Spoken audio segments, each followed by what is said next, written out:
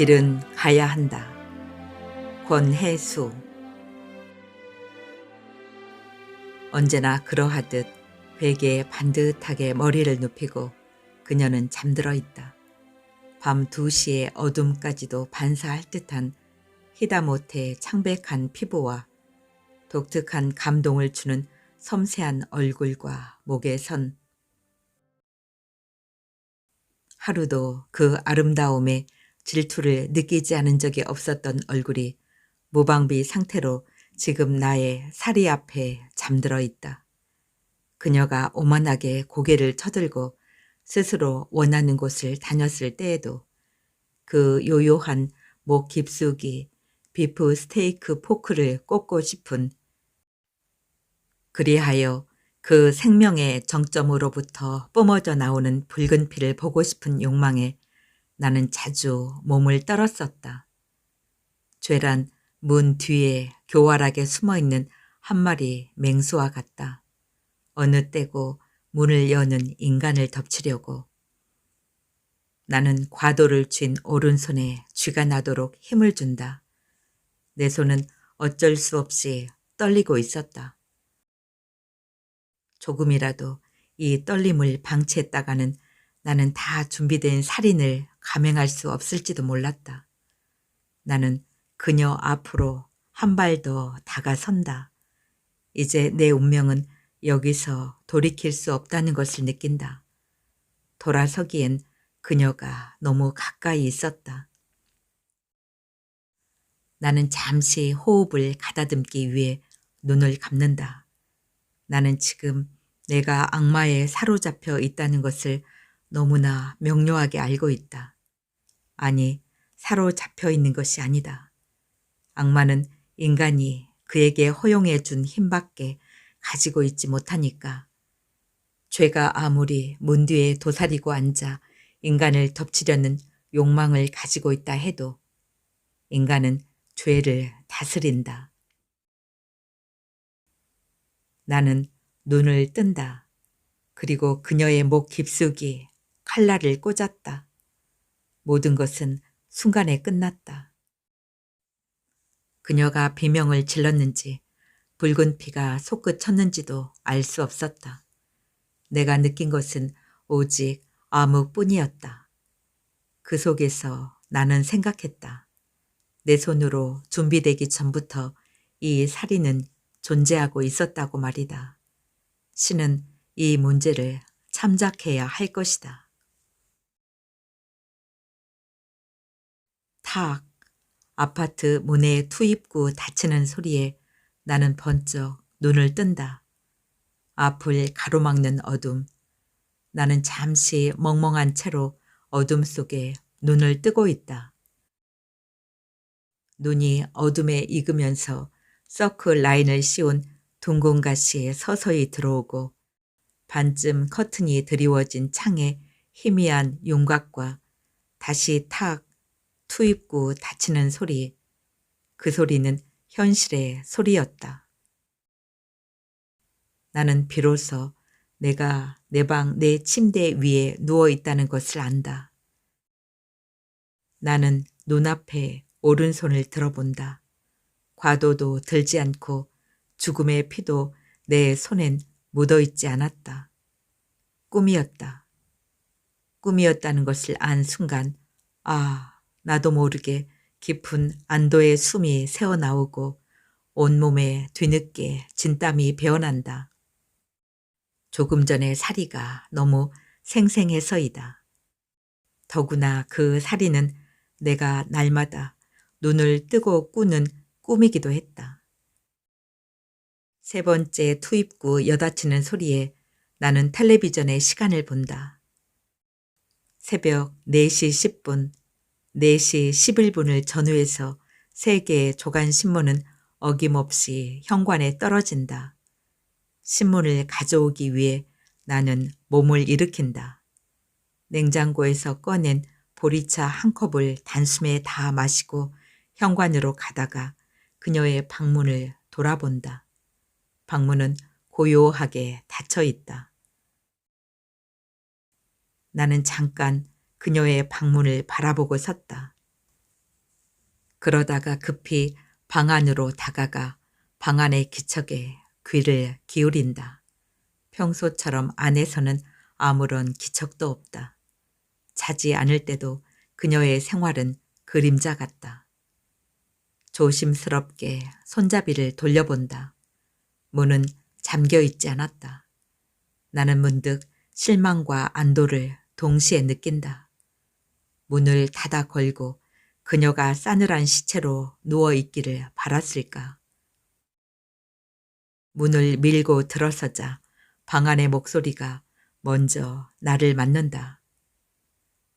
나 죽지 않았어. 아무런 감정도 무게도 느낄 수 없는, 그래서 오히려 이쪽을 긴장시키는 음성. 다음 순간 코를 찌르는 냄새에 나는 고개를 돌린다. 나는 발작 쪽으로 스위치를 누르고 그녀가 덮고 있는 이불을 확 걷어챈다. 냄새는 더 고약하게 코를 찌른다. 속이 울렁대며 뒤집어진다. 내가 미쳐! 내가 미쳐! 악취는 2, 3일에 한 번, 어느 때는 하루에 2번 내 인내심을 시험하듯 일어난다. 이럴 때마다 내 신경은 핵폭발을 일으킨다. 그러나 미치겠다는 내 짜증이 얼마나 웃기는 일인가는 내가 더 잘한다. 짜증으로 개선시킬 수 있는 것이 아니기 때문이다. 제발 이 배설만 없어도 그녀와의 동거가 훨씬 쉬울 것 같다. 내 살이는 이때 더욱 격렬한 것이 된다. 그녀는 눈을 감고 여전히 고요하게 누워있다. 그녀가 지금 치르고 있는 처절한 절망과 수모감을 나는 모르지 않는다. 내 폭발을 고스란히 견디고 있는 그녀에게 나는 차츰 무색해지고 이윽고 체념하고 만다. 이럴 때 그녀 옆에 놓인 성경은 차라리 희극이다. 나는 그녀가 아직도 신에게 구할 은총이 남아있는지 의아스럽다. 내가 보기에 그녀는 은총에 대한 희망 자체에서조차 내던져진 인간이었다. 하기야 인간에게 희망을 포기한다는 것은 슬프게도 죽은 뒤에나 가능한 일일 터이다. 이것은 모욕이다. 게다가 신의 실체를 보자. 그는 휠체어에 앉아보지도 않았고 그 인생을 오로지 타인의 자비와 증오심에 의지해 본 적도 없다. 그에겐 고통에 대한 경험이 없고 그것을 극복하고자 한 훈련도 없다. 그는 가벼운 변덕만으로도 안진뱅이를 일으킨다. 인간의 고통을 위로하는 데 있어서 종교 지도자들이 가장 도움이 안 된다는 통계는 무엇을 말하는가? 방금 전에 불 맞은 것 같은 발작과는 달리 나는 순순히 침대 사이드 테이블 위에 있는 일회용 비닐 장갑을 낀다. 화장지와 물 티슈도 사용하기 쉽게 옮겨 놓는다. 이 순간 그녀와 나의 역할은 누구도 대신해 줄 수 없는 것이다. 짜증으로 해결될 수 있는 문제도 아니었다. 배설물을 치우는 내 손길은 따라서 조용하고 능숙하고 일상적이다. 그녀도 벗겨진 아랫도리를 아무런 저항 없이 내게 맡기고 있다. 비정상적으로 가느다란 다리, 어린아이같이 희고 연약한 피부, 최소한의 반항조차 잃어버린 육체가 때때로 나를 슬프게 한다. 그럼에도 유일하게 살아있는 듯한 검고 무성한 채모. 기저귀와 뒤를 닦아낸 티슈, 장갑을 비닐 봉지에 싸서 쓰레기 봉투에 버린 뒤 나는 그녀를 벗긴 채로 휠체어에 앉힌다. 휠체어에 옮겨 앉히는데도 요령이 필요하다. 창문과 베란다까지 다 열어놓고 휠체어를 밀고 나는 욕실로 간다. 베란다 유리문 밖에는 비구승의 머리 같은 새벽빛이 머물러 있다. 그녀를 변기 위에 옮겨 앉히고 나는 샤워기로 온몸에 물을 뿌린 다음 비누칠을 하고 씻긴다. 때로는 거칠게, 때로는 그래도 성의를 다하여 씻긴다. 머리도 감긴다. 그녀의 피부는 찐 달걀의 속살처럼 아름답다. 그리고 진달래 꽃빛 같은 젖꼭지. 손을 사용할 수 있기 때문에 아래를 씻는 것은 그녀가 한다. 뒷물을 할 때도 나는 밖으로 나와 잠시 다른 일을 본 척하고 들어간다. 적어도 겉모양이 이런 일상적인 관계가 되기까지 내가 그녀와 치른 분노와 증오의 전쟁은 치열한 것이었다. 그녀를 휠체어에 들어 앉히다 말고 털썩 놓아버리고 바닥에 두 다리를 뻗고 울부짖는 시간들. 끼니조차 주지 않았던 증오, 머리를 감기면서 수없이 잡아 흔들었던 그 머리채. 너 때문에 내 인생이 이게 뭐냐고, 너 때문에 내 인생이 뭐냐고 말이다. 결코 내가 맡을 배역이 아님에도 억지로 내게 주어진 역할. 그 배역과 나는 5년째 전쟁을 치르고 있는 중이다. 그것은 내 운명과의 사투이기도 했다. 다시 그녀를 침대에 눕혀 새 기저귀를 채운다. 편한 홈웨어를 입혀 휠체어에 앉게 했을 때는 4월의 아침이 환하게 밝아 있었다. 나는 지쳤다. 싱크대 서랍에 담뱃갑과 라이터를 꺼내 거실 벽에 두 다리를 세우고 기대 앉는다. 담배 연기를 내 뿜을 때는 희노애락을 다 초월한 것 같다. 나는 시간을 들여 담배를 피운다. 내 시선은 망연하다. 머릿속에는 아무 생각도 없다. 맞은편 아파트의 닭장 같은 베란다들이 담배 연기 속에 환영처럼 아득하다. 담배 한 개피를 다 피우고 나서도 나는 한참을 그렇게 앉아있다. 그러다 거실 바닥에 쪼그리고 눕는다. 현관에는 아직도 신문과 우유가 그대로 떨어져 있다. 나는 깜빡 잠이 든다. 스팀이 들어와 따뜻한 거실 바닥에서 나는 1시간 동안 잤다. 우거지 된장국과 병어구이로 그녀와 나의 아침을 준비했다. 그녀는 아침을 먹지 않겠다고 했다. 배설은 그녀의 선택이나 의지 밖의 것이지만 식사 거부는 그녀가 유일하게 할 수 있는 선택이고 의사 표시이다. 하기야 밥이 넘어간다는 것도 모욕이다. 나도 내 밥숟가락에 먹고자 하는 욕구에 모욕을 느낀다. 두어 번 거절에도 불구하고 나는 그녀의 휠체어를 끌어다 식탁 앞에 앉힌다. 속으로 꼴값 한다는 생각이지만 여기까지는 참는다. 내가 밥 한 공기를 비울 때까지 그녀는 수저를 들지 않고 있다. 내 증오가 또 폭발한다. 다른 때 같으면 그래, 굶고 싶으면 어디 굶어봐라. 무시하고 나 혼자 먹고 만다. 그러나 오늘 아침엔 속에서 불길이 치솟는다. 나는 급기야 그녀 자리로 건너가서 숟가락을 강제로 그녀 입에 쑤셔 넣는다.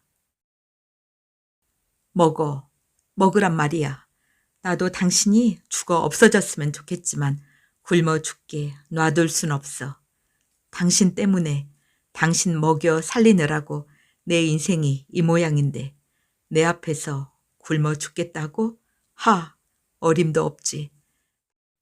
당신은 끝까지 살아서 내 저주를 견뎌야 돼. 내가 착한 인간이 아니라는 건 당신이 더 잘할 거야. 그리고 당신이 없으면 내 인생이 너무 심심해. 앞으로 내가 당신에게 어떻게 하는가 당신 눈으로 똑똑히 봐. 알았어? 밥을 받지 않으려고 그녀는 꽤 완강하게 도리질을 한다.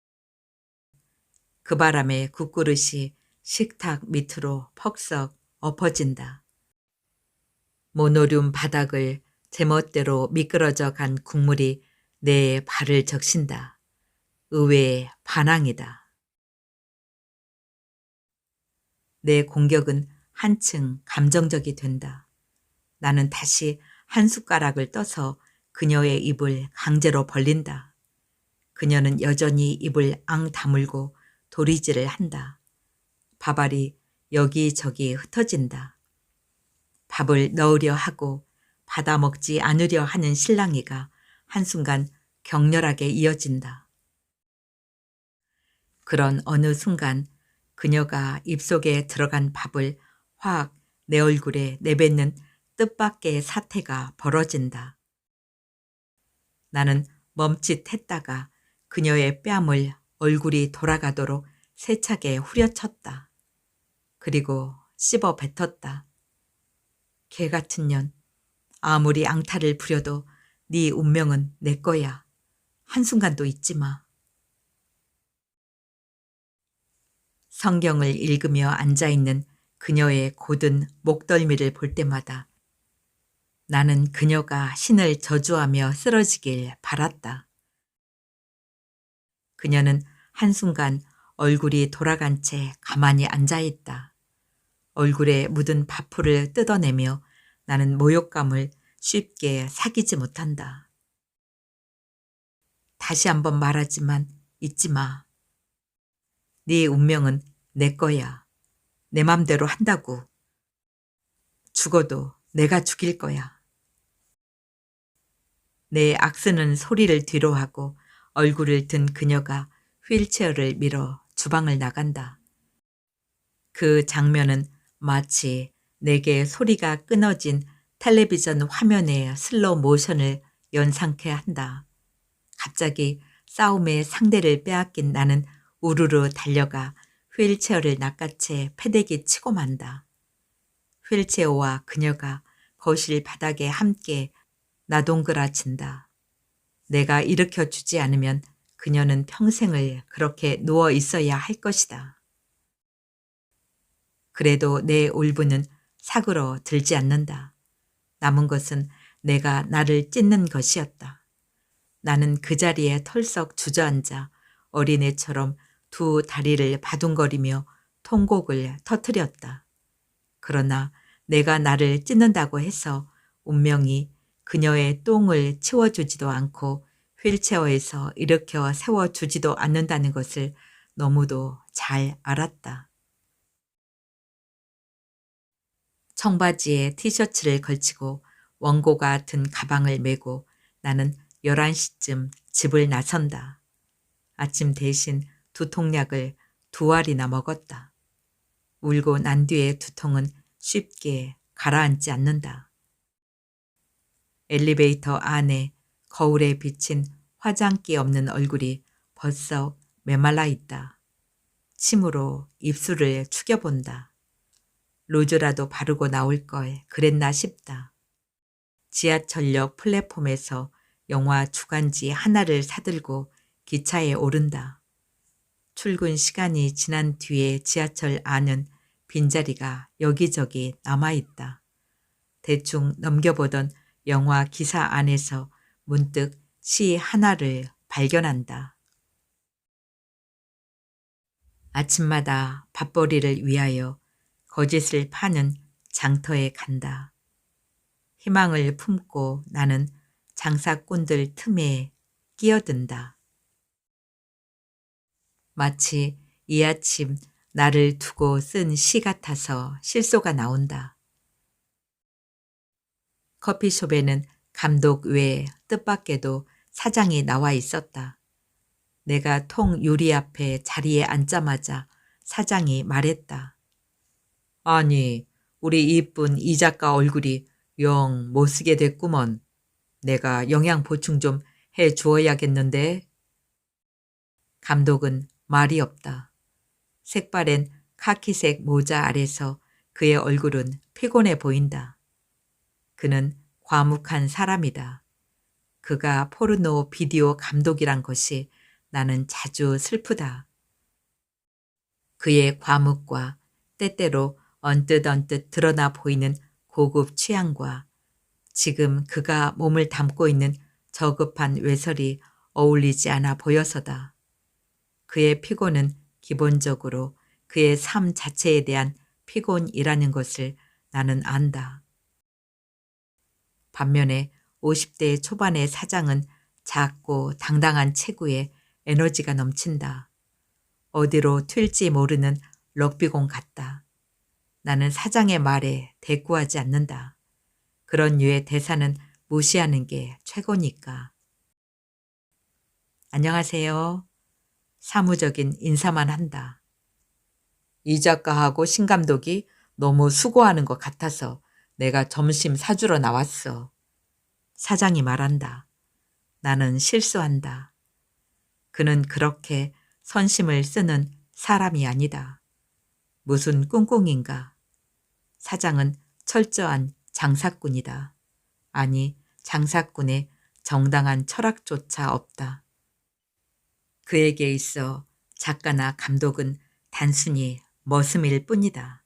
자기 밥상에서 떨어진 밥 부스러기를 주워 먹는 개다. 여기서 더 깊이 생각하지 말자.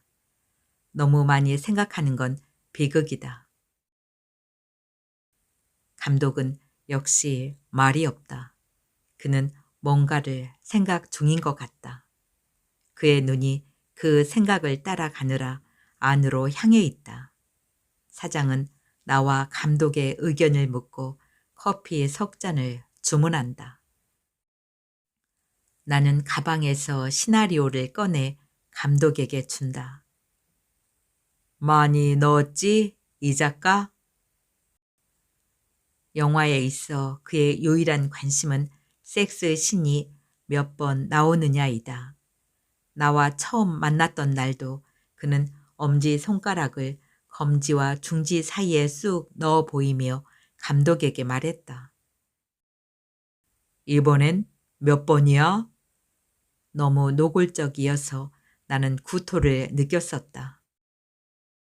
포르노 비디오의 각본 자체로서의 가치를 따진다는 것은 웃기는 일이다.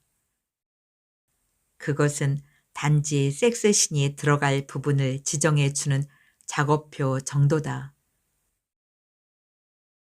100만 원의 내 극본 값은 20번에 가까운 섹스신 값이다.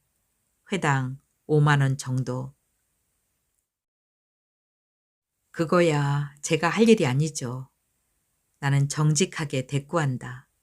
얼굴이 붉어졌던 처음의 무한함 따위 이제 내게 없다.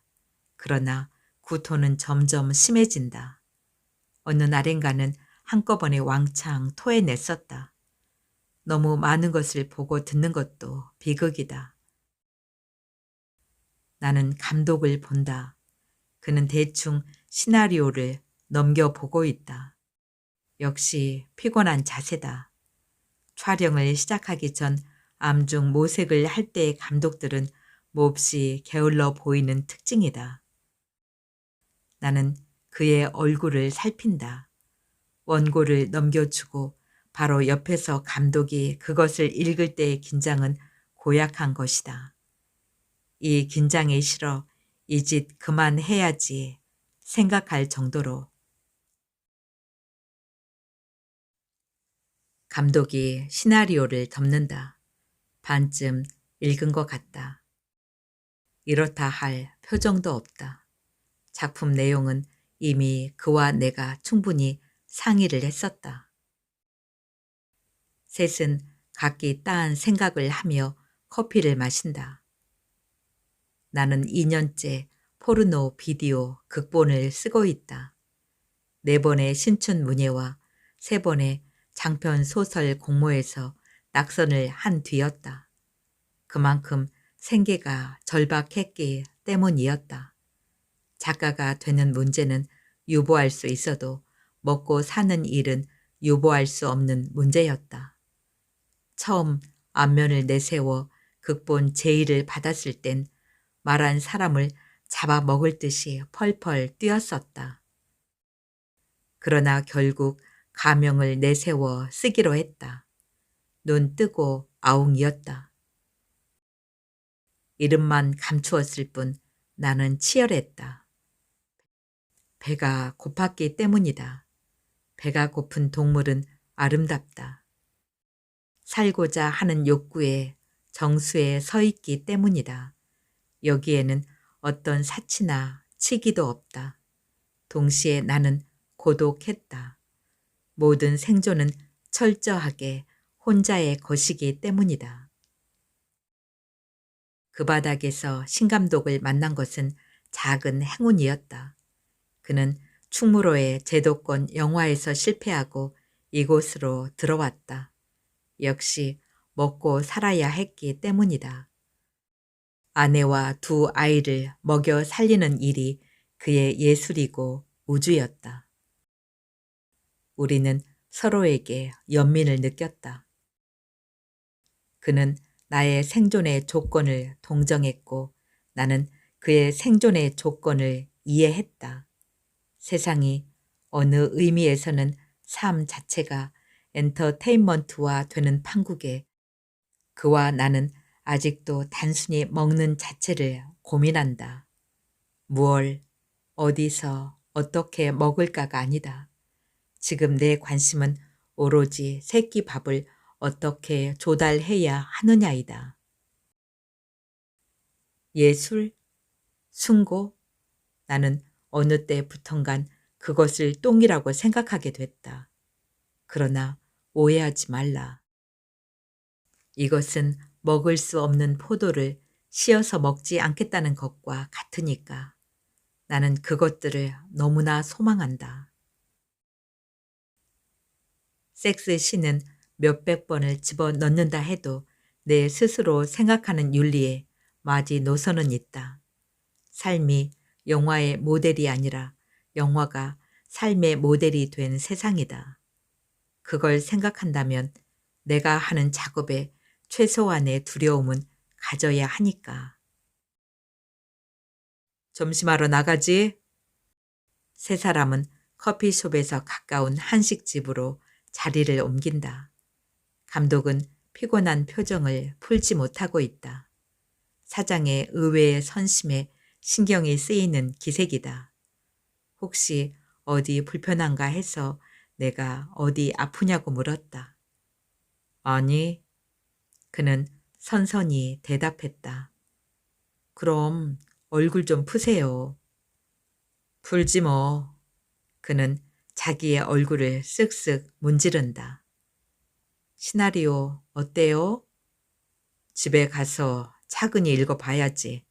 신경 쓰지 마. 시나리오를 크게 고치는 일은 별반 없다.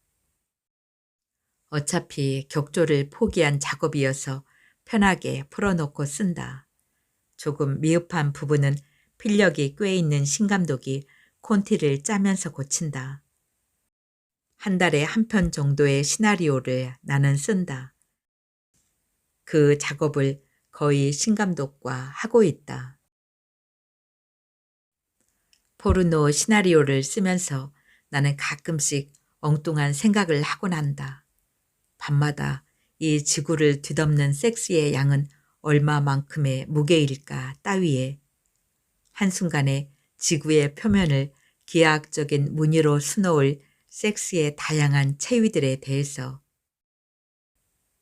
땅콩 한 알의 영양가 밖에 없다는 정액에 가공할 힘에 대해서 날마다 지구는 그 비릿한 냄새로 구토를 하지 않을까 따위에 한식집은 꽤 이름이 있는 집이다. 홀은 없고 별반 넓지 않은 정원을 가운데 두고 방들로만 이루어져 있다. 방마다 손님들이 들어있다. 주인 여자가 안내해준 방에 겨우 자리 잡고 앉았다. 이미 한켠에는 네 사람으로 이루어진 다른 팀이 식사를 하고 있다. 사장은 3인분의 식사 외에 맥주와 수육 한 접시를 더 주문한다. 무슨 내용인지 알아야 밥이 넘어갈 것 같은데요. 내가 말했다. 가시가 있다. 역시 이 작가는 빨라. 그는 내가 먼저 운을 뗀 것에 흔쾌해야 한다. 손님을 대접해야 할 때 외에는 사장은 이런 집에 잘 오지 않는다. 그의 인간 다루기는 놀랍다. 일단의 충무로 기성 감독들에 대한 그의 공손함과 깍듯함은 소문이 나 있다. 일종의 미끼다. 그들이 장차 그의 밥상에서 떨어진 밥 부스러기를 먹으러 올라를 위해 그들이 오히려 그를 개새끼로 보거나 말거나. 낚싯밥 같아? 낚싯밥이라도 먹고는 봐야지. 자, 이 작가부터 한 잔 받지? 사장이 먼저 나온 맥주병을 든다. 이 작가 하지만 그가 나를 어떻게 생각하고 있는가는 잘 안다. 감독들이 데려온 여배우를 따먹는다는 소문이 있는 그가 나를 보는 시선도 꽤 불쾌하다. 나는 미모는 아니지만 균형 잡힌 몸매에 탄력 있고 까무잡잡한 피부가 매력적이라고들 했다. 속된 말로 새끼나 쓰게 생겼다는 뒷소리를 듣고 있다. 점점 예뻐지느니 하는 사장의 실없는 소리에도 그런 색깔이 있어서 경계한다. 신감독과 나를 두고 두 사람은 별일 없는 거지? 하는 말을 농담만은 아니게 하고 다닌다. 이것도 너무 깊이 생각하지 말자. 이 하수구 문화에 대해서는 더구나 그렇다. 지하 속 썩은 물살에 떠내려 가지 않기 위해서는 여기에 둔감할 필요가 있다. 어느 날인가 나는 저 무대 위에 객석을 깨우는 총소리를 울리며 나타날 것이다. 당장 눈앞의 사장이 나를 어떻게 생각하든 상관하지 않을 수 있다. 기꺼이 감내한다. 지금 내가 하는 일을 경멸하지도 않는다. 내 일용할 양식을 경멸하는 것은 곧 내 삶을 경멸하는 것이다. 무엇보다 이 하수구에는 충분한 건전함이 있다. 룸살롱에서 딸 같은 아이의 몸을 더듬느니 가끔씩 젖소 부인 바람난내를 빌려와 아내와 그 짓을 한다면 좋은 일 아닌가. 그들이 타르코프스키의 영화나 전태일이나 꽃잎을 보지 않는다고 경멸할 권리는 누구에게도 없다. 26mm 세계는 분명 또 하나의 거대한 문화다. 이 빨간 딱지 영화는 비디오 가게의 매상을 확실히 올려준다. 작년에 선풍을 일으켰던 신감독의 비디오들은 넥타이 부대에서부터 입소문이 났었다. 그러나 이것으로는 부족하다. 충분한 건전함만으로는. 그래서 요행가의 가사처럼 하루에도 몇 번씩 나는 초라해지고 하루에도 몇 번씩 나는 또 위대해진다. 사장은 우걱우걱 간장에 찍은 수육을 먹고 감독은 맥주를 마시고 나는 우거지 된장국에 국물을 뜬다. 세 사람의 식사는 영 보조가 맞지 않는다. 무 생선조림, 고들빼기 김치, 계란찜, 곤쟁이 젓이 젓가락 오기를 기다리고 있다. 무슨 얘긴지 하시죠.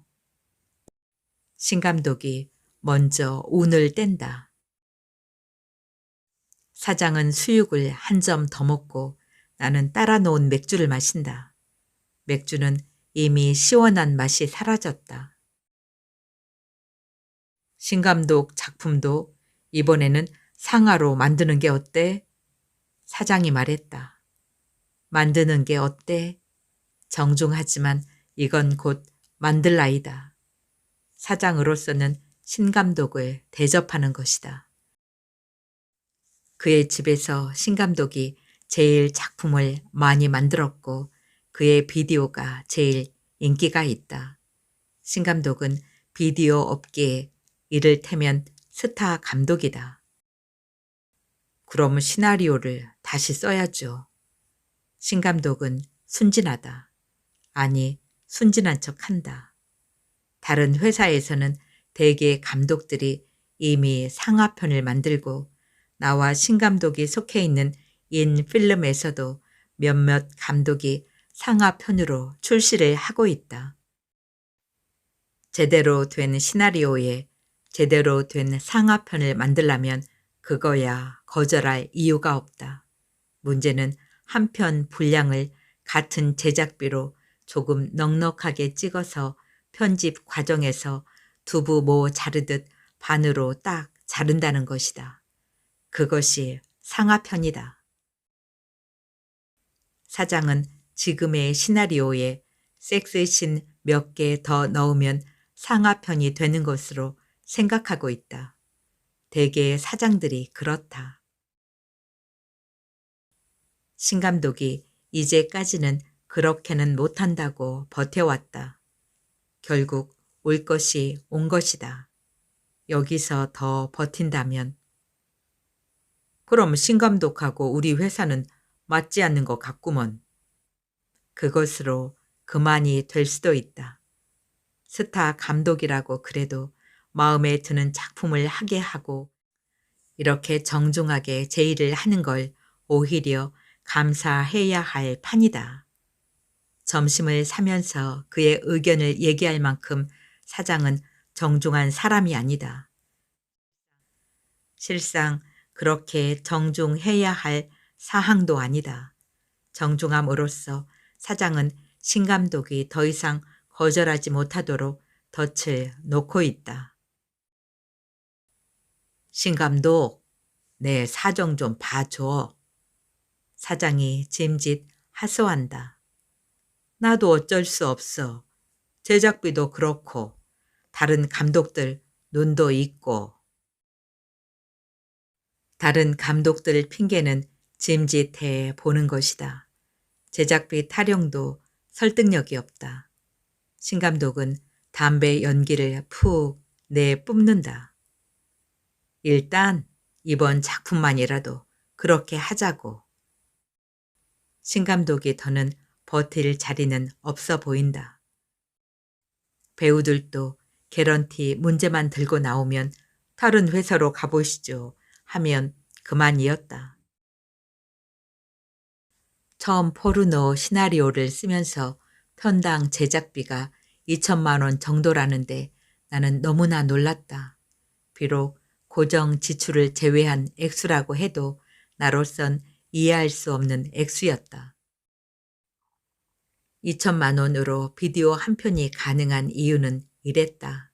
감독료 150만 원에서 250만 원, 시나리오 4, 50만 원에서 100만 원, 주연 배우 200만 원에서 300만 원, 그리고 열흘간의 촬영 진행비였다. 그 외 촬영이니 조명이니 하는 스태프들은 거의 회사에 속해서 월급을 받는 월급쟁이들이었다. 130만 원짜리 월급쟁이 감독도 있었다. 월급쟁이 감독은 촬영이 없을 때면 박스 나르는 막 일꾼도 되어야 한다. 같은 상영 시간이면서 극장용 영화가 10억이니 20억이니 드는 것에 비하면 비교조차 할 수 없는 제작비다. 내 원고료도 그들과 단순 논리로 비교한다면 20분의 1이었다. 포르노 비디오 시장은 땅 짚고 헤엄치는 곳이다. 이곳 사장들은 대부분 돈을 벌어 자기 빌딩을 가지고 있다. 사장도 을지로에 7층짜리 빌딩을 가지고 있다. 그 빌딩에 녹음실, 편집실 등의 기구와 카메라 같은 기자재를 모두 갖추고 있어 일부 인건비 외에는 돈 나갈 것이 없다. 실내 촬영은 또 사장이 회원권을 가지고 있는 강원도의 한 콘도에서 이루어졌다. 7층짜리 빌딩 안에서 사장은 제왕이다. 그 제왕이 보기에 조금 빛나는 별 하나쯤 별것 아니다. 그보다 더 빛나기를 바라는 별들이 주위에는 얼마든지 있으니까. 언제부터인가 2천만 원의 제작비도 많은 것이 되어버렸다. 배우들 개런티가 일당제로 바뀐 것이다. 촬영 기간도 일주일로 단축되었다. 주연 배우의 하루 출연료가 20만 원, 그걸 일주일 합하면 140만 원이다.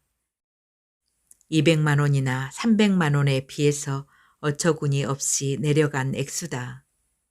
극장용 영화와는 달리 포르노 비디오에는 굳이 비싸거나 알려진 배우를 쓸 필요가 없다. 배우 보고 비디오 빌려가는 경우는 거의 없기 때문이다. 주로 배우 학원에서 배우들을 데려오는데 때로는 그 출연료조차 없어도 되는 술집 아이들 중에서 데려오는 경우도 있다. 대신 우리도 해외로 나가자고. 강원도의 콘도에서 콘도의 이미지 나빠진다고 촬영을 거부하는 바람에 지금은 잘 알려져 있지 않은 콘도들로 옮겨 다니며 촬영을 하고 있다. 그게 성가셔서 제작비 조금 더 들여 아예 해외로 나가는 회사도 있다. 뭐 하는 수 없죠. 신감독은 어쩔 수 없이 승낙한다. 싫으면 떠나는 수밖에 없다. 그렇게는 절대 못합니다. 하고 박차고 일어날 수 있을 정도로 삶이 영웅적이거나 낭만적이 못 된다는 것을 그는 이미 알고 있다. 나도 알고 있다. 그는 사장의 밥 부스러기를 먹을 수밖에 없다. 조금 인기 있는 비디오를 만들었다고 해서 그게 영원한 보증 수표는 되지 못한다. 이봐, 여기 맥주 2병 더. 사장이 맥주 2병을 더 주문한다. 삶을 구걸하게 하고 그 존엄성을 모독하는 인간에게 저주 있으라. 그래도 나는 희망을 품고 내일 또 이 거짓을 파는 장사꾼들 틈에 끼어들어야 한다. 식탁은 오전에 집을 나갈 때 어지러운 모습 그대로 나를 기다리고 있다. 뻣뻣하게 말라있는 병어, 물기가 날아가서 겉잎이 쪼그라진 김치, 개울물 잦아들 듯 엎어진 국물, 여기저기 튀어가 지저분하게 말라 붙어있는 밥풀, 그것들은 폐허처럼 적막하게 제 자리를 지키고 있다. 저녁에 쓴 연애 편지를 아침에 찢어버리듯 갑자기 그 모습이 나를 수치스럽게 한다. 나의 발광에 대해서. 옷을 갈아입고 나와서 먼저 담배를 찾아 벽에 기대 앉는다.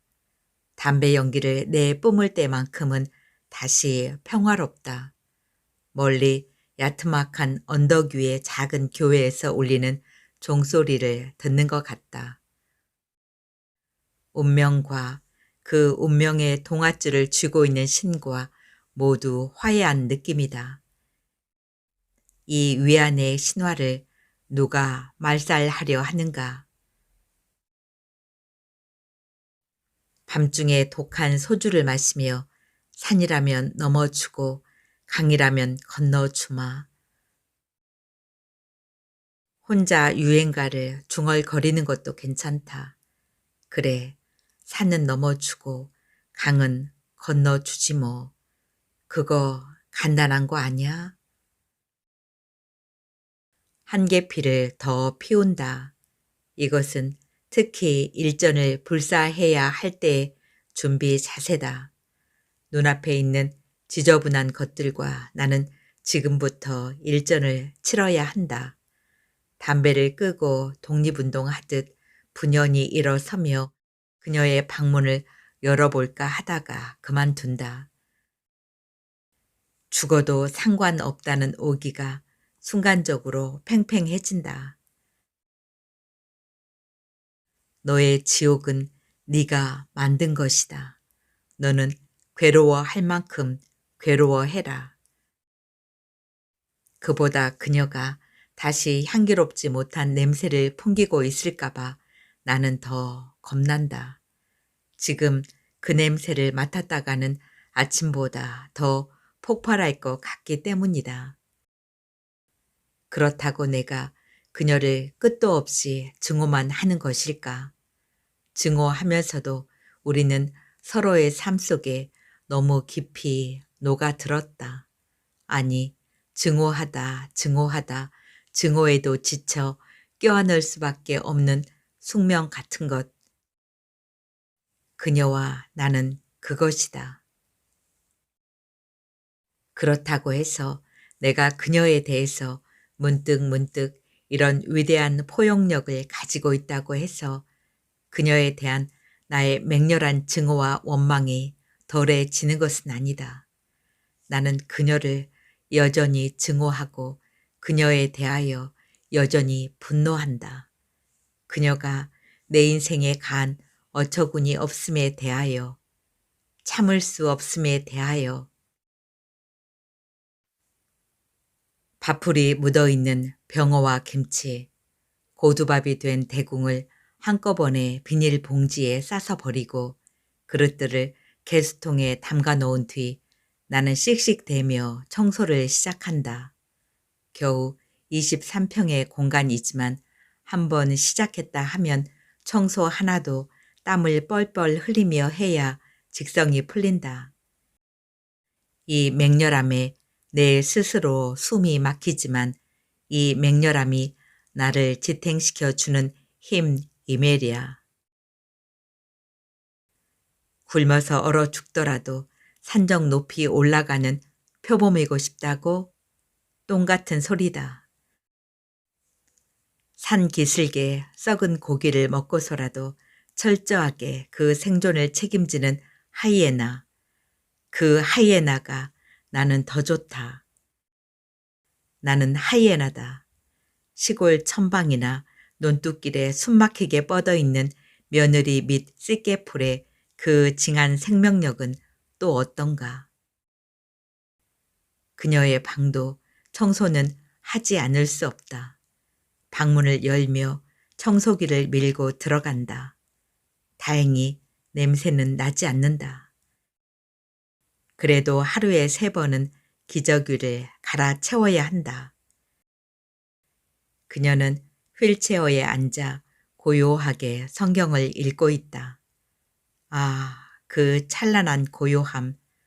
청소기가 들어가자 그녀는 휠체어를 밀고 거실로 나간다. 펼쳐진 페이지를 힐끗 보니 욥기다. 나는 그녀의 뒷모습을 잠깐 본다. 한 아름다운 여인이 휠체어를 타고 대소변을 가릴 수 없게 되기까지 그 인생을 오로지 타인의 증오와 자비심에 의지하게 되기까지 그 고통의 근원은 과연 어디일까? 어떤 작가는 그 고통이 아무런 원인 없이 무작위로 온다고 했다. 그러면서 그는 아름다운 주단을 펼쳐 보였다. 주단의 앞면은 길이와 색깔이 서로 다른 실들이 합쳐져서 정교하고 감동적인 그림을 나타내지만 그것을 뒤집어 보면 많은 실들이 무질서하게 얽혀 있다. 어떤 실은 짧고 어떤 실은 길고 어떤 실은 끊어져 있고 어떤 실은 매듭져 있고 실마다 각기 다른 방향으로 뻗어 있다.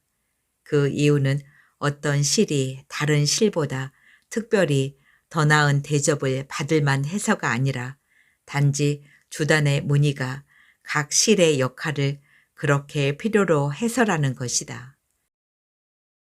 그렇다면 특별히 짧고 아름답지 못한 무늬에 선택된 실의 부르는 어떻게 설명할까? 행운, 불운의 문제는 여전히 남는다.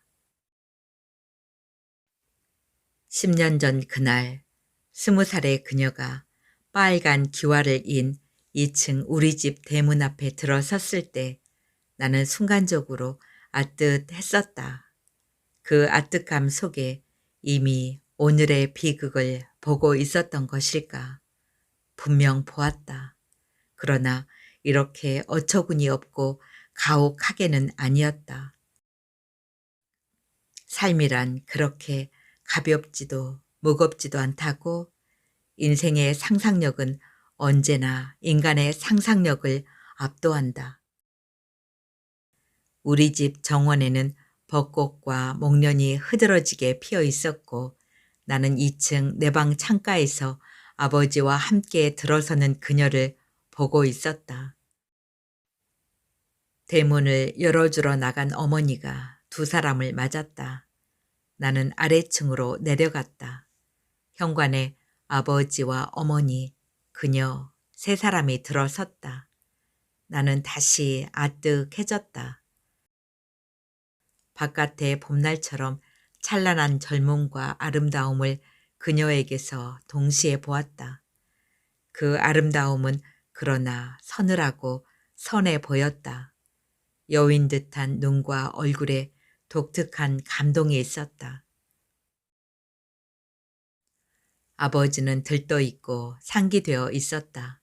그런 아버지의 모습을 나는 난생 처음 보았다. 밝은 햇살 아래서 아버지를 본 기억도 내게는 거의 없었다. 우리 가족에게 있어 아버지는 성주였다.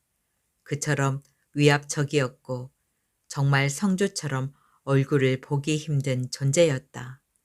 그 아버지가 남의 집 자식 앞에서 그토록 즐거워하는 것에 나는 모멸감과 배신감을 동시에 느꼈다. 18살의 나는 너무 조숙했다. 세상과 인간을 바라보는 눈에 이미 직관이란 걸 가지고 있었다. 평화로운 도시가 군합발의 집 밟히듯 머지않아서 그녀의 선한 아름다움이 우리 집안에서 무너지리라는 것을 나는 직감했다. 아버지의 들뜸이 내게는 단순해 보이지 않았다. 내 나이 15살 때 이미 나는 작가가 될 수밖에 없는 숙명을 가지고 태어났다고 생각했다. 동화적인 꿈으로서 작가가 아니었다. 그 나이 때도 내 삶은 동화가 아니었다. 행복한 작가가 못 될 것이라는 것도 알았다. 나는 지금도 어느 순간 섬광처럼 눈앞을 스치는 이미지나 꿈을 두려워한다. 아버지는 사업가였다. 구로공단과 인천의 탄탄한 기계 제품 공장을 2개나 가진 짭짤하게 성공한 사업가였다.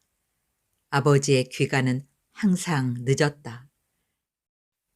4살 터울의 오빠와 나는 늘 아버지를 보지 못하고 잠이 들었다.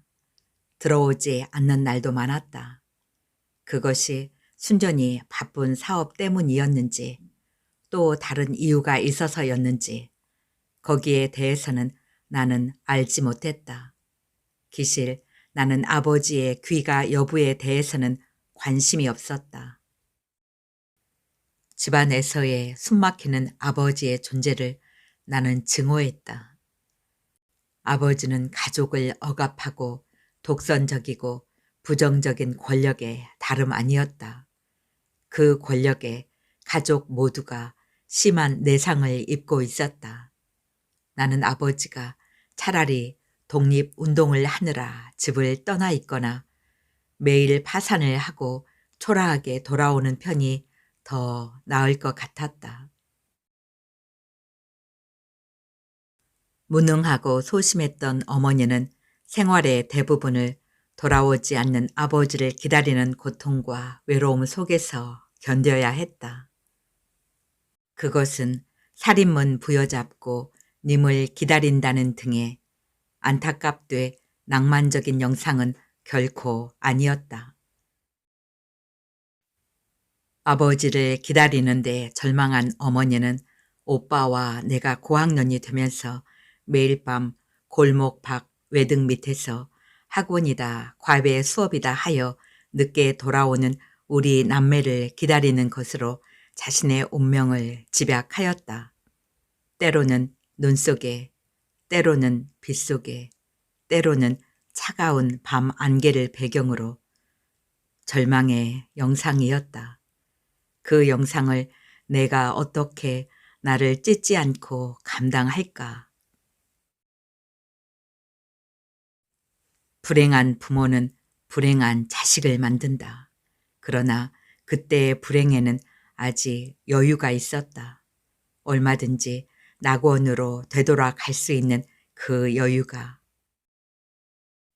그녀가 우리 집 대문을 들어선 그 순간부터 낙원으로 돌아갈 수 있는 그 길을 나는 영원히 잃어버렸다. 그녀는 아버지의 고향에서 왔고 막 입학식을 치른 대학 신입생이었다. 아무 일가 친척도 없는 고향에 아버지가 우연히 들렀을 때 그녀의 할아버지가 부탁을 했단다. 우리 재신이 올해 대학을 갔는데 있을 곳을 좀 알아봐 달라고. 아버지는 흔쾌히 그럼 우리 집에 와 있으라고 했다. 아버지는 동은이 공부도 도와줄 겸이라는 말을 덧붙였다. 동은이는 내 이름이다. 아래층에 이따금 손님이나 묵고 가는 빈 방이 하나 있었다. 그녀는 아버지가 없었고 어머니와 함께 할아버지, 할머니 밑에서 성장했다. 게다가 외동딸이었다. 악마는 우리에게 어떤 모습으로 다가오는 것일까? 동화 속의 그림처럼 검은 외투를 입고 뿔이 달리고 음험한 웃음을 흘리며 공동묘지에서 저벅저벅 걸어오는 것일까? 그렇다면 인간은 악마를 두려워할 필요가 없다. 때때로 죄와 악마는 우리에게 너무나 매력적이고 십상하고 거부할 수 없는 열정으로 다가온다. 그것이 재앙이다.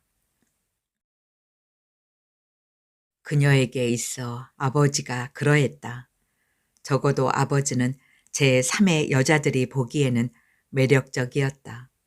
그것도 대단히. 내 직관대로 그녀는 아버지의 여자였다. 그녀가 대학 졸업반에 올라간 봄날의 어느 날 나는 밤중에 그녀 방에서 나오는 아버지를 보았다.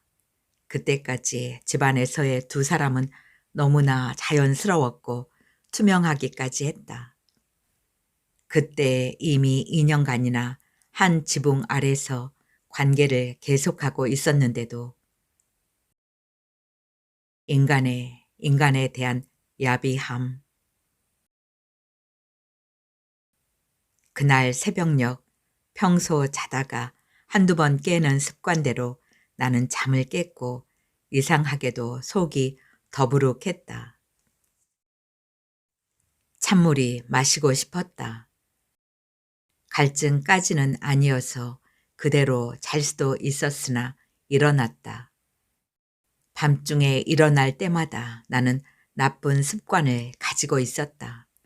2층 계단 위에 몸을 숨기고 아래층을 살피곤 한다는 것이었다.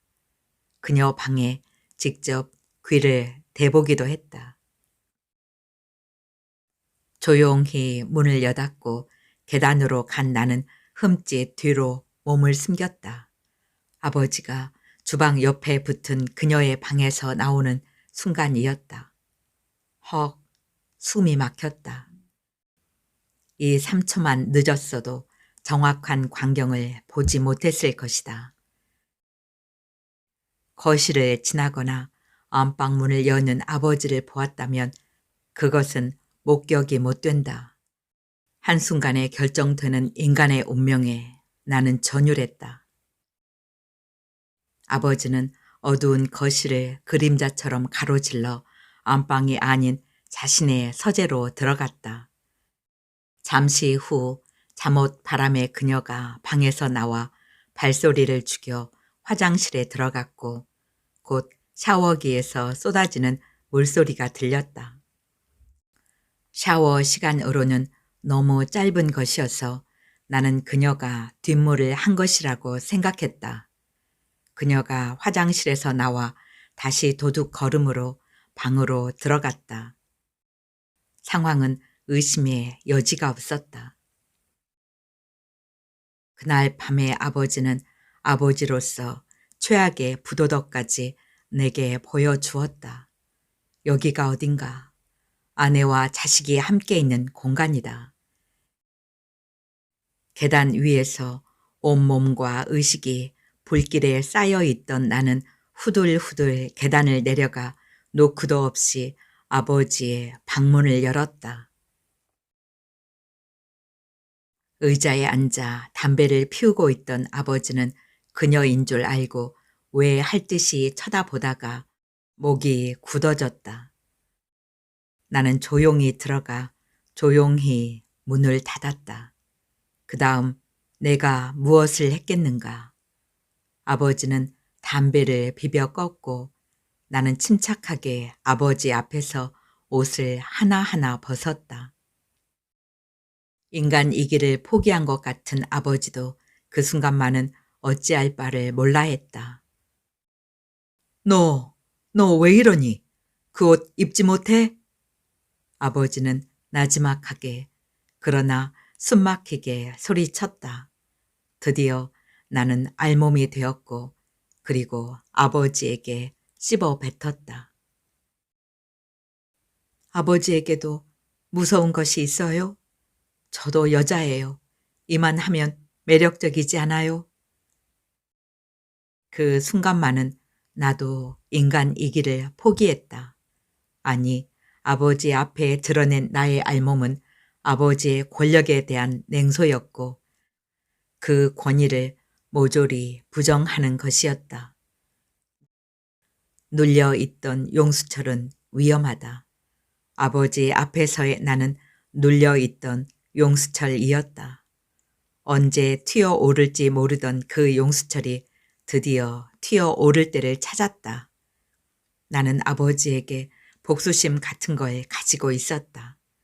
가족을 자신의 노예나 하수인 취급하며 그 가족을 너무나 외롭게 내버려 둔 것에 대해서 말이다. 전횡으로 휘두르던 권력도 딸의 알몸 앞에서는 비굴했다. 시선을 외면하고 있던 아버지는 벌떡 일어나더니 휙 나를 스쳐 방을 나갔다. 옷 입어 한마디를 남기고 나는 냉소했다. 다시 침착하게 옷을 주워 입었다. 분노, 절망, 그것은 차라리 평범한 표현이었다. 여기서 나는 가족이란 굴레와 내 삶을 다 끝낼 작정이었다. 아버지 방을 나온 나는 컴컴한 주방에서 부엌칼을 찾아 들었다. 나는 지금 내가 무엇을 하고 있는가를 너무나 잘 알았다. 나의 행동 반경에 대한 내 의식은 지나치리만큼 선명했다. 그녀의 방 앞으로 갔다. 방문을 열었다. 방 안은 어두웠다. 스위치를 올렸다. 침대에 누워 이쪽을 향해 있는 그녀의 긴장한 얼굴이 또렷하게 보였다. 나는 오히려 서늘하게 가라앉아갔다. 그녀가 벌떡 몸을 일으켰다. 칼을 보고 하얗게 질렸다. 동은아. 그녀가 다시 내 이름에 호소했다. 그녀는 그 호소가 자신을 구해줄지도 모른다고 생각했을 것이다. 그녀는 아직 내 사리의 무게를 몰랐다. 그 더러운 입으로 내 이름 부르지 마. 나는 단 한마디 그녀를 저주했다. 살인은 저주받은 영혼만이 하는 것이 아니다. 카인의 낫이 내 지붕 아래서 내 손에도 들려있을 줄이야. 그녀의 가슴과 나의 칼이 두세 뼘 정도로 좁혀졌다. 나는 그녀의 가슴에 칼날을 꽂았다. 그러나 비명을 지르며 피하는 그녀의 행동이 한 발 빨랐다. 칼은 침대 머리판에 꽂혔고 내가 칼을 빼는 사이 그녀는 숨막히게 아저씨, 아줌마를 부르며 거실로 튀어나갔다. 그녀의 비명에 어머니가 허둥지둥 나오고 오빠가 2층에서 뛰어 내려왔다. 엄마는 내 광기에 벌벌 떨고 있었고 칼을 들고 그녀를 쫓던 나는 오빠에게 붙잡혔다. 뒤늦게 정원에서 아버지가 들어오는 게 보였고 한순간에 급격하게 에너지를 소모한 나는 오빠에게 잡힌 채 벌벌 떨다가 쓰러졌다. 그 뒤는 알 수 없었다. 눈을 떴을 때는 병원에서 수액을 꽂고 누워 있었다. 그때 내 눈에 들어온 어머니. 창밖을 보며 망연히 앉아있는 어머니는 살아있는 생명이 아니었다. 병실에는 어머니 혼자였다. 나는 수액 바늘을 빼내어 던지고 일어나 앉았다. 어머니가 놀라서 나를 보았다. 그 눈에 똑바로 대고 내가 말했다. 엄마는 알고 있었지. 언제부터 알았어? 언제부터 알았냐고. 내가 소리쳤다. 처음부터. 어머니가 겁먹은 목소리로 대답했다. 그런데도 오늘까지 참았단 말이야? 엄마가 사람이야? 그러고도 엄마가 사람이야? 나는 어머니를 마구 잡아 흔들었다. 어머니는 내가 흔드는 대로 아무 의지 없이 흔들렸다. 골목 밖 외등 밑에 서 있는 어머니를 볼 때마다 나는 소리치고 싶었었다. 엄마, 제발 이러지 마. 왜 이렇게 살아? 차라리 다른 엄마들처럼 옷 사고 보석 사고 계도하면서 쏘 다니기라도 해. 아니면 교회를 가든지 무당을 불러 굿이라도 해. 아버지에게 여자가 있다면 다른 여자들처럼 치마 걷어붙이고 달려가 너 죽고 나 죽자고 머리채라도 잡고 뒹굴어. 그렇게라도 해서 엄마를 좀 행복하게 해봐. 아니면 아버지하고 이혼을 해. 내가 엄마 먹여 살릴게. 그러나 나는 그렇게 하지 못했다. 어머니는 그 행악마저도 할 수 없도록 가엾었다. 그날 병원에서 나는 어머니에게 아무 말도 하지 말았어야 했다. 그냥 수액 바늘만 빼던지고 돌아왔어야 했다. 이튿날 어머니는 흥건한 피 속에 싸늘한 시체로 발견되었다. 동맥을 끊은 것이다. 지금도 나는 어머니의 죽음이 자기 생에 대한 절망보다 자식을 볼 수 없는 수치심 때문이었다고 생각한다. 내 삶에 연이어 일어난 사건들은 마치 영화의 빠른 디졸브 같다.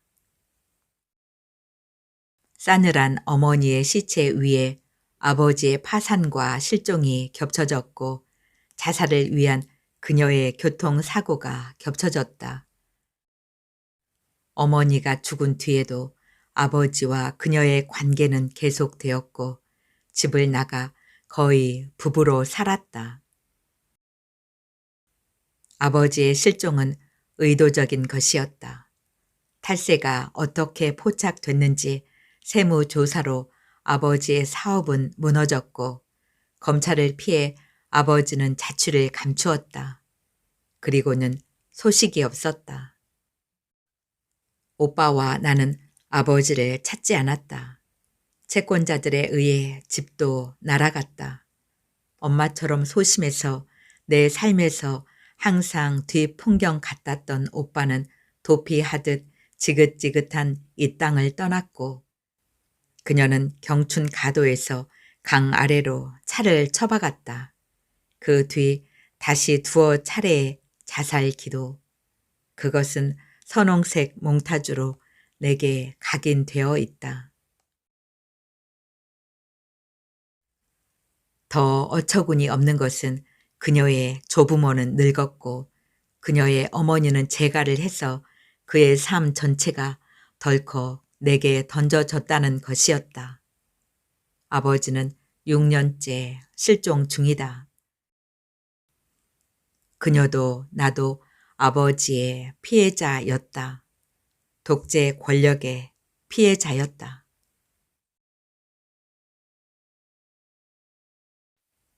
청소를 끝내고 샤워를 하는 것으로 나는 집안일을 마무리한다. 그러나 팔자 좋게 책상 앞에 앉을 수가 없다. 4시에는 5명의 초등학교 3학년 여자아이들을 1시간 동안 가르쳐야 하고 밤 9시부터 12시까지 아파트 상가의 비디오 가게에서 아르바이트를 한다. 이것이 나의 생계를 위한 일과다. 그러나 길은 가야 한다. 토기장이가 자신이 만든 도기가 마음에 들지 않는다고 내던져 부셔버리지 않는 이상 그것이 경주자의 자세고 경주의 원칙이다. 아이들이 돌아가고 저녁 식탁을 차리기 전에 다시 기저귀를 갈기 위해 그녀의 방으로 들어간다. 그녀는 무릎에 얼굴을 묻고 있다. 기도하는 자세 같다. 그녀의 어깨가 가늘게 떨린다. 운다. 그녀의 눈물을 본 지 오래되어서 나는 일순 주춤한다. 곶값거나 꼴값 한다는 생각을 할 수가 없다. 잠시 보고 섰다가 휠체어를 침대가로 돌렸다. 침대에 눕히자 그녀가 나를 외면하며 말한다. 미안해, 동은아. 동은이라는 이름도 오랜만에 들었고 미안하다는 말도 오랜만에 듣는다. 내가 찬란하다고까지 표현했던 그녀의 그 고요함. 그것은 뒤늦게 그녀가 자기 생에 획득한 격조였다. 갑자기 내 가슴이 그녀의 미안하다는 말에 반응한다. 아침에 1시간 동안이나 거실에 나동그라진 채로 내버려 두었다는 것도 미안해진다. 그러나 여전히 뚱한 얼굴로 나는 오줌을 지린 기저귀를 빼고 엉덩이가 짓무르지 않도록 파우더를 발라주고 뽀송뽀송한 새의 기저귀를 갈아 채운다. 꺼멓게 멍이 들어있는 엉덩이 오른쪽에 안티프라민으로 정성껏 마사지도 해준다. 여기에는 아침에 내 행동에 대한 보상 심리가 깔려 있다. 내 분노가 정당하다고 나는 말할 수 있다. 내 증오도 정당하다고 나는 외칠 수 있다. 그러나 정당한 분노만으로는 아무것도 해결될 수 없다는 것을 나는 안다. 증오와 분노에도 지쳐 껴안을 수밖에 없는 것이라면 운명도 우리를 버리고 신도 우리를 외면했다면 남은 것은 그녀와 내가 서로 사랑하는 것이다. 등짐이 무겁지만 주어진 길은 가야 한다. 나는 그녀와 언제나처럼 말없이 저녁 식탁 앞에 앉는다. 그녀는 울어서 눈이 충혈됐고 나는 여전히 뚱한 얼굴이다.